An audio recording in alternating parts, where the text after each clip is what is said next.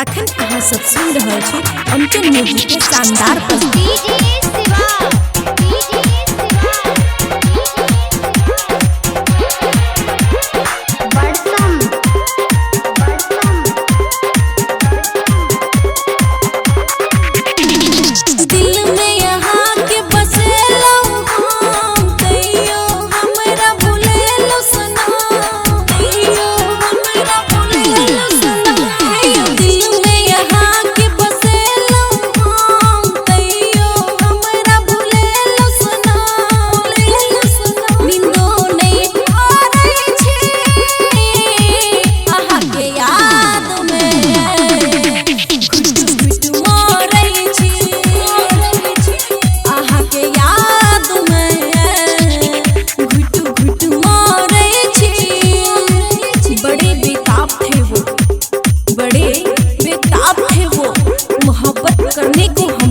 जब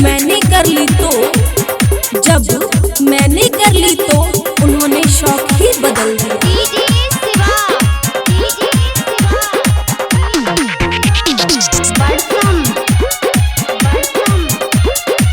खुशी recording studio बलुआहा। रोज छाती से फोटो सट के काले छी हम दिन रात के लोरू आँख से ठब ठब गिरे आहा भूल गेलो सब बातें। रोज छाती से फोटो सट के काले छी हम दिन रात के कोई ठक जना दिल जोरैया खाली जहर मन कोरैया नींदो नहीं पड़ै छी आहा के याद में घुट घुट मरै छी आहा के याद में घुट घुट मरै छी।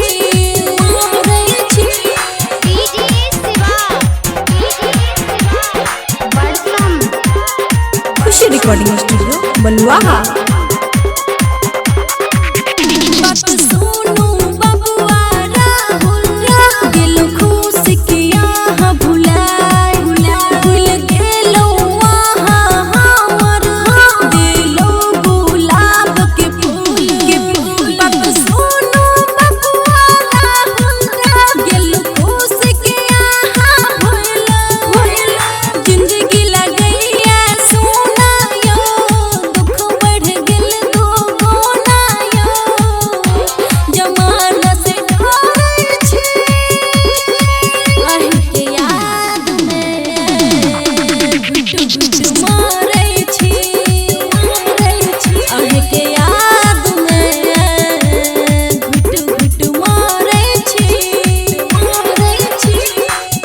रिकॉर्डिंग स्टूडियो बलुआहा।